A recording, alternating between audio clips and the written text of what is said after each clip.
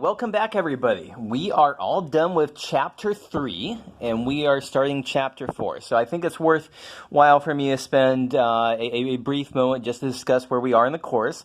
So chapter 3 was all about calculating derivatives. So we had the definition of a derivative as the limit of a difference quotient. Then we had lots of rules. We had the power rule, we had the product rule, the quotient rule, the chain rule. We learned how to take derivatives of trigonometric functions. We learned how to do implicit differentiation. We had all these rules in chapter 3 that allowed us to take the derivatives of various functions. Now that we're into chapter 4, we're going to use everything that we learned in the previous chapter, and we're going to apply the derivative. So chapter 4, as you can see here, is about applications of the derivative. So we're going to learn how to approximate functions. We're going to learn how to optimize functions. These are all things that we'll discuss over the upcoming month or so. And so we're going to start off with our very first application in section 4.1 about linear approximation. And applications of that. So let me just say, I'm going to present the material in a slightly different order than the textbook. The textbook does. One thing that I think is a little bit tricky about this section is that the textbook, there's like several different ways to present the same idea, and if you aren't careful, you'll think that there's several different things going on here where there's really only one main thread to the ideas. So keep that in the back of your mind going on here. So the motivating question that we're going to have in this section, this video, is, so the question here is how to estimate the square root of 25.2. So you can punch this into a calculator and come up with an exact answer, or at least an answer to as many decimal places as you could desire here. But a question that we could ask is, well, can we estimate the value if we don't have a calculator with us? And so I'd ask kind of, if this was live in class, I'd be asking somebody, well, what's special about 25.2 under the square root? And hopefully somebody, why did I choose this number? And hopefully somebody would say, oh, well, 25.2 is roughly 25. And so as a first approximation, or rather we might say a 0th order approximation, the square root of 25.2 should be roughly the square root of 25, which is 5. And so our first guess for what's the square root of 25.2 is, with doing it out of calculator, that's going to be roughly 5. But the question now becomes, can we do better? Can we do better by using calculus? Can we do better by using derivatives in some way? And so, obviously, I'm phrasing the question in that way. The answer is yes, we can. And let me show you how we're going to do that. Okay, so new slide. If we're going to want to do some calculus, we're going to want to do some derivatives to answer this question, well, we're going to need a function of some kind to take a derivative of. So let's say that our function that we're going to take the derivative of is the square root function. To make it a little bit easier to take derivatives of, I'm going to write it as x to the 1/2 power. So let's take a derivative of it, and then we'll see what we can do with this. F prime of x is equal to 1/2 x to the minus 1/2, which is equivalent to writing 1 over 2 square root x. And so I'll just point out here that at 25, the derivative is 1 over 2 times the square root of 25. 1 over 2 times 5, which is 1/10. So what good does this do? Well, let's go back to the very beginnings of where we started examining the derivatives, that we're going to be thinking about the derivative as the slope of the tangent line. So let's draw a picture here. Let's draw. So this is roughly speaking what f of x looks like.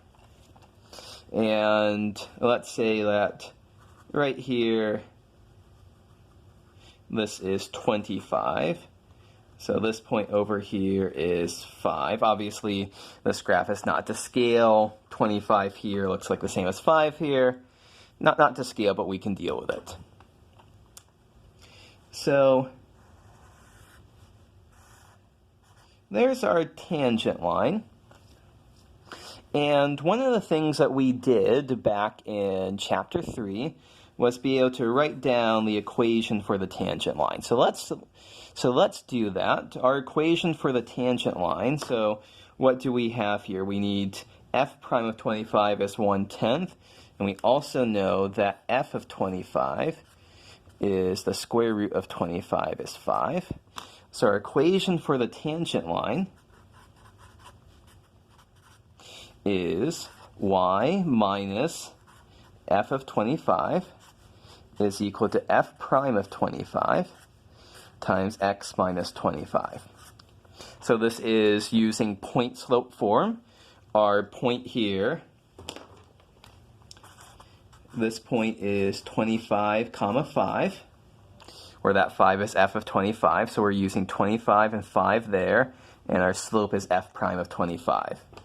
So plopping everything in, we get y minus 5 is equal to f prime of 25 is 1/10 times x minus 25. And I'm going to rearrange that to be 5 plus y is equal to 5 plus 1/10 times x minus 25. So this is all, everything that we've done on this slide is as review, and that this would have been a perfectly fair question on the first examination. I give you, I ask you to find the equation for the tangent line to the graph of the function square root x at the point x is equal to 25. But realize that this actually is going to be useful for us to do approximations. So can you think of why that is? Well, so right here is 25. A little bit to the right is 25.2. Of course, this is not to scale. Everything should be a lot more squished in than it actually is. I have to kind of draw it not to scale so you can see what's going on. So we're trying to estimate the value here, f of 25.2. That was what we're trying to estimate in the first place. But realize that if we go all the way up here to the line, if we go all the way up here to the tangent line, this actually gives us a reasonable approximation to what f of 25.2 is. And what is this point here? What's the y value here? Well, that's the y value you get when we plug in x is equal to 25.2. So this y value is equal to 5 plus 1/10 times 25.2 minus 25. So that's 5 plus 1/10 times 0.2. And so that is 5.02.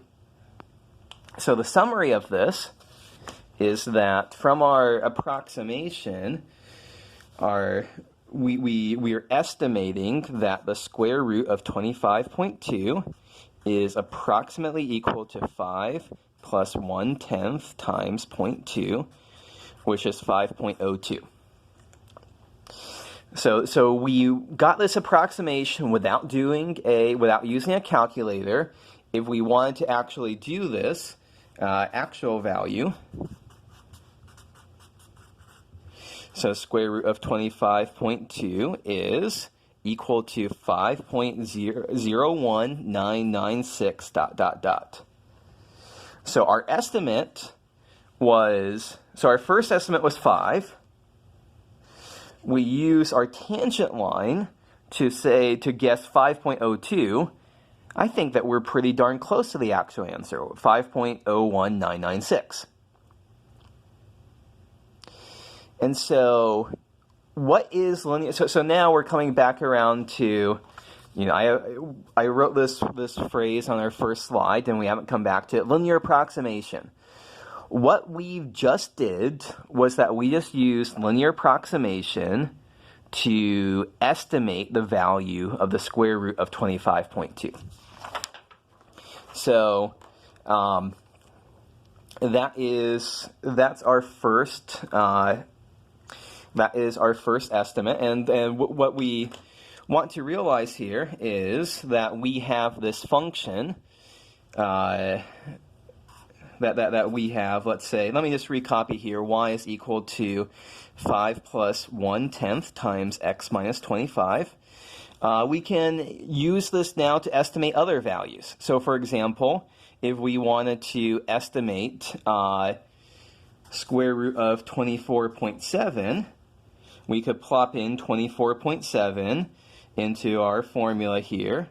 5 plus 1/10 times 24.7 minus 25, and that's equal to 5 plus minus 0.3 divided by 10, which is 4.97, and the actual answer is 4.96991 ...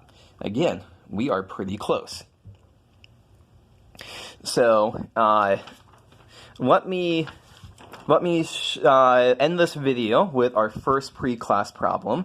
Is that I want you to use what we just did, the linear approximation technique, to estimate for yourself the square root of 25.3 using the same methods. And I want you to compare the answer that you get with the actual answer you get from a calculator.